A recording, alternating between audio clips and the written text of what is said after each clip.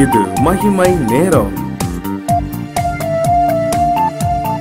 கிறிஸ்துவுக்குள் மிகவும் நேசிக்கப்படுகிறதான மகிமை தொலைக்காட்சி நேயர்களை இந்த மகிமை நேரம் நிகழ்ச்சியின் வழியாக சந்திப்பதில் மிக்க மகிழ்ச்சி அடைகிறேன். ஆண்டவர் நமக்கு பாராட்டி வருகிறதான இந்த மேலான கிருபைகளை எண்ணி தேவனை கூட நான் ஸ்தோத்திரிக்கிறேன். இந்த நாள் ஒவ்வொருவருக்கும் பிரயோஜனமாக இருக்கும். இந்த செய்தியின் மூலமாய் கர்த்தர் நம்மோடு கூட பேசி கொண்டு வருகிறார் என்பதை கர்த்தருக்குள் நான் விசுவாசிக்கிறேன். பிரியமானவர்களே, இந்த வாரத்திலும் கூட அசாத்தியமான சூழ்நிலையிலும் கர்த்தருக்காக நின்றவர்களை குறித்து நாம் வேதத்தின் அடிப்படையிலே தியானித்து கொண்டு வருகிறோம். அந்த பிரகாரமாக இன்றைக்கு நாம் தியானிக்க இருக்கிறதான ஒரு வேதாகம பாத்திரம் யார் என்று சொன்னால் அவர்தான் பிலோமோன். பிலோமோனை குறித்து வேதத்தில் ஒரு சின்ன அதிகாரம் இருக்கிறது. இந்த சின்ன அதிகாரத்தில் பிலோமோனை குறித்து ஒரு பெரிய ஒரு சம்பவம் இடம்பெற்றிருப்பதை நாம் பார்க்க முடியும்.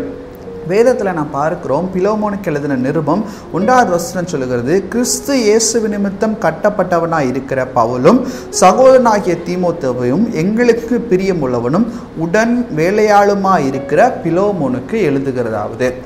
இந்த பிலோமோன் யார் என்று சொன்னால் கிறிஸ்துவை பற்றி நன்கு அறிந்ததான ஒரு பிலோமோன். இந்த பிலோமோன் ஆண்டவருக்கு உடன் வேலையாளாய், அதாவது கர்த்தருடைய ஊழியத்திற்கு தனக்கு முயன்ற உதவிகளை எல்லாம் செய்கிறதான ஒரு பிலோமோனாய் இவர் காணப்படுகிறார். பிரியமானவர்களே, இவர்தான் பிலோமோனை குறித்து தெளிவாக நமக்கு வேத வசனம் கற்றுக் கொடுக்கிறது.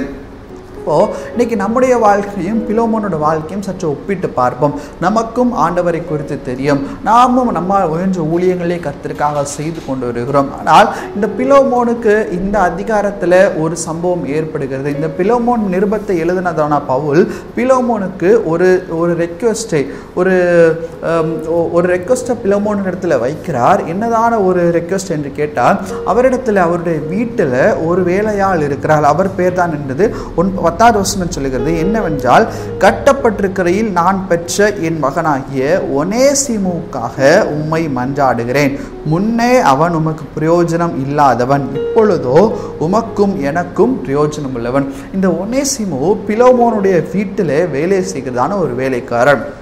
அப்போது இந்த ஒனேசிமோ அவருடைய வீட்டிலே வேலை செய்கிறதான ஒரு சமயத்தில் பிலோமோனுடைய வீட்டிலிருந்து ஏதோ ஒன்றை அவர் திருடி சென்றதாக கூறப்படுகிறது. திருடி சென்று பவுல் கட்டப்பட்டிருக்கிறதான சூழ்நிலையில் சிறைச்சாலையில் இருவரும் சந்திக்கிறார்கள். பவுலுடைய வார்த்தைகளை கேட்டு இந்த ஒனேசிமோ மனம் திரும்பி மறுபடியுமாக தன்னுடைய எஜமான வீட்டிற்கு போவதற்காக அவருடைய சித்தம் கொள்கிறார். எனவே பவுல் அவருக்கு ஒரு சார்பு கடிதத்தை எழுதுகிறார். அதுதான் இந்த பிலோமோன் நிருபம். கிறிஸ்துவுக்குள் பிரியமானவர்களே, இன்னைக்கு நம்முடைய வாழ்க்கையிலே நாம் மிகவும் நேசித்ததான ஒரு வேலைக்காரர்கள், அதாவது நம்முடைய வேலைக்காரர்கள் இல்லை நமக்கு நெருக்கமானவர்கள் நம்முடைய வீட்டிலிருந்து உள்ள நமக்கு உரிமையான ஏதாவது ஒரு காரியத்தை அவர்கள் எடுத்து சென்று விட்டால் நமக்கு எப்படியாக இருக்கும் யோசித்து பாருங்கள். அதே சூழ்நிலை தான் இந்த பிலோமோனுக்கும் காணப்படுகிறது. அதே சூழ்நிலையில் தான் இந்த பிலோமோனும் இருக்கிறதை நாம் பார்க்க முடியும். பிரியமானவர்களே, நமக்கு எப்படிப்பட்டதான ஒரு சூழ்நிலை காணப்படும்? நாம் ஆண்டவரை பற்றி அறிந்திருக்கிறோம், நமக்கு ஆண்டவரை குறித்து நன்றாக தெரியும். ஆனால் இன்னைக்கு இந்த ஒரு சூழ்நிலையில அவர் நமக்கு பிரியமானவராக இருந்தும் நம்மிடத்துல கேட்டால் நம்ம அதை கொடுத்திருப்போம். ஆனால் கேட்காம அவராகவே ஒரு காரியத்தை எடுத்துக்கொண்டு சென்று விட்டார் என்கிறதான ஒரு கோபம் முதலாவது நம்மிடத்துல இருக்கும். இரண்டாவது, அவரை மன்னிக்கிறதான ஒரு சூழ்நிலை நம்ம காணப்படுவோமா என்று கேட்டால் அது ஒரு கேள்விக்குறியாக தான் இருக்கிறது. நிச்சயமாக நாம் மன்னிப்போமா என்று கேட்டால் நிச்சயமாக அது ஒரு கேள்விக்குறி. முதலாவது ஒரு கோபம், இரண்டாவது மன்னிப்பற்றதான ஒரு சூழ்நிலை, மூன்றாவது அவரை மறுபடியுமாக ஏற்றுக்கொள்வோமா என்று கேட்டால் நிச்சயமாக அது பெரிய கேள்விக்குறியா, பெரிய சந்தேகத்திற்குரிய கேள்விக்குறியா இருக்கிறது. பிரியமானவர்களே, இன்னைக்கு அநேக நேரத்தில் நாமும் எப்படிதான் காணப்படுகிறோம்? இந்த பிலோமோனுடைய சூழ்நிலை நமக்கு வருகிறது. நாம் மிகவும் நெருங்கி பழகுகிறவர்கள், நமக்கு மிகவும் நெருக்கமானவர்கள் நமக்கு முதுகுக்கு பின்னாக குத்துவதை போல இல்லை, நமக்கு இல்லை என்றால் நமக்கு விரோதமாய் அவர்கள் செயல்படுவது போல, நமக்கு துரோகம் செய்வதை போலதான சூழ்நிலை இந்த உலகத்திலே காணப்படும். ஏனென்றால் அது அவர்களாக செய்வதில்லை, அவர்களுக்குள்ளாக இருந்து பிசாசானவன் அப்படிப்பட்டதான கிரியை நடப்பிக்கிறான். பிரியமானவர்களே, இன்னைக்கு இந்த சூழ்நிலையில் நம்ம காணப்படும் போது நமக்கும் இப்படிப்பட்டதான ஒரு கேள்விக்குறிகள் எழுந்திருக்கும். நாம் அவர்களை மன்னிக்க முடியுமா? அவர்களை ஏற்றுக்கொள்ள முடியுமா? அவர்கள் மேல நமக்கு கோபம் வராமல் இருக்குமா என்கிறதான கேள்விகளை நாம் கேட்போம் என்றால் பாம்சீகத்தில் இருக்கிற ஒவ்வொருவருக்கும் இது நிச்சயமாய் வரும். பிலோமோனுக்கும் அப்படிப்பட்டதான கொடுத்ததான ஒரு சூழ்நிலை தான் காணப்படும். இது சாத்தியமே இல்லாத ஒரு சூழ்நிலை. ஆனால் இந்த சாத்தியமே இல்லாத ஒரு சூழ்நிலையில பிலோமோனுடைய மனதிற்குள்ளாக ஆழமாய் பதிந்திருந்தது யார்? அவர் இயேசு கிறிஸ்து. ஆண்டவரை குறித்ததான ஒரு சிந்தை, ஆண்டவரை குறித்ததான ஒரு சித்தம் பிலோமோனுடைய இருதயத்தில் ஆழமாய் பதிந்திருந்தது.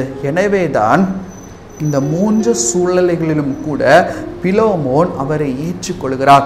ஒனேசிமுக்காக பவுல் இந்த சார்பு கடிதத்தை, இந்த பரிந்துரை செய்கிறதான கடிதத்தை பிலோமோனுக்கு அனுப்பின போது ஒனேசிமு அவர் ஏற்றுக்கொள்வதாக வரலாறு சரித்திரங்கள் கூறுகிறது. பிரியமானவர்களே, இன்றைக்கு நமக்கும் கூட இந்த மன்னிப்பின் சிந்தை நமக்கு இருக்க வேண்டும்.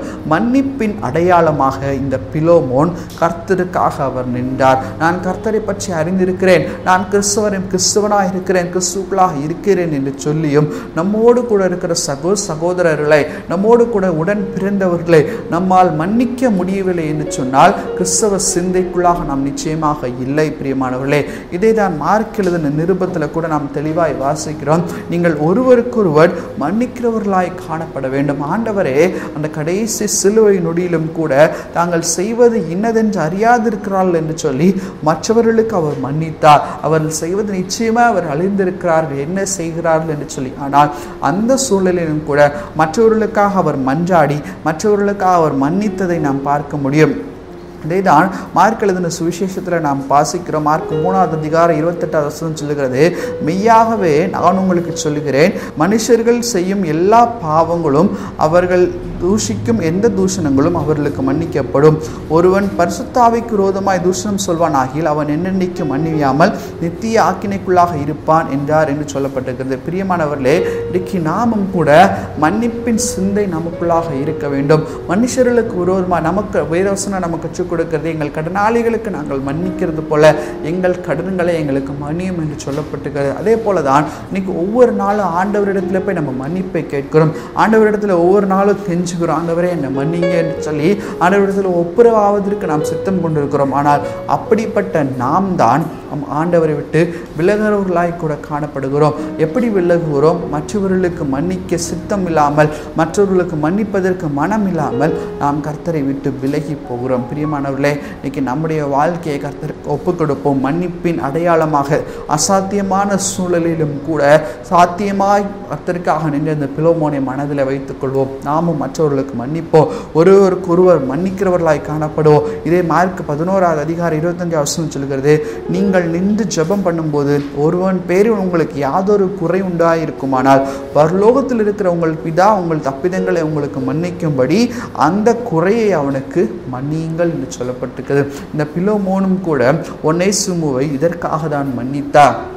இந்த மன்னிப்பு நிமித்தமாய் அவர் ஆண்டவருக்காக நின்றார். இந்த வேதாகமத்தில் ஒரு அதிகாரம் முழுவதும் பிலோமோனுக்காக எழுதப்பட்டிருக்கிறது என்று சொன்னால் அவர் கர்த்தருக்காக மன்னிப்பின் அடையாளமாக வைராக்கியமாய் நின்றதுனால தான் இன்னைக்கு நாமும் கூட நம்முடைய பெயரும் கூட ஜீவ புஸ்தகத்தில், ஞாபக புஸ்தகத்தில் மன்னிப்பின் அடையாளமாக எழுதப்படுமா என்பதை குறித்து யோசித்து பார்ப்போம். நமக்குள்ளாக இருக்கிற கோபத்தின் சிந்தனைகள், நமக்குள்ளாக இருக்கிறதான மூர்க்கத்தின் சிந்தனைகள், மன்னிப்பில்லாத சிந்தனைகள், மற்றவர்களை ஏற்றுக்கொள்ளாத சிந்தனைகள் எல்லாவற்றையும் நாம் எடுத்து போடுவோம். ஒருவருக்கொருவர் மன்னிப்போம், ஒருவருக்கொருவர் சாந்தம் கொள்ளமுள்ளவர்களாக இருப்போம்.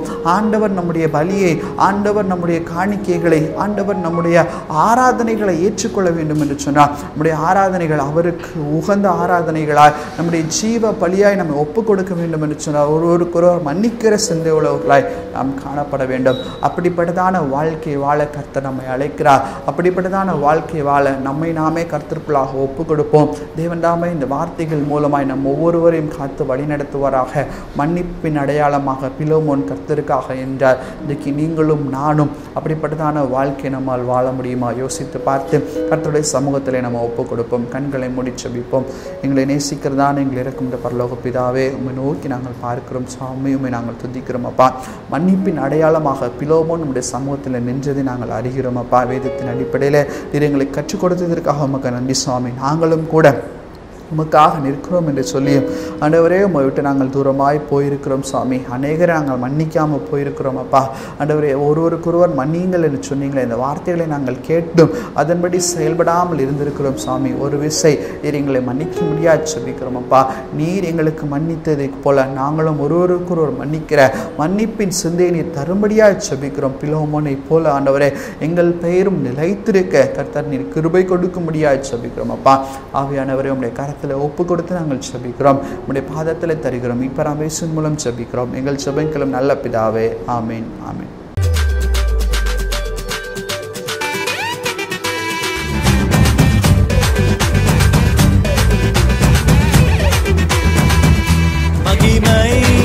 மகிமை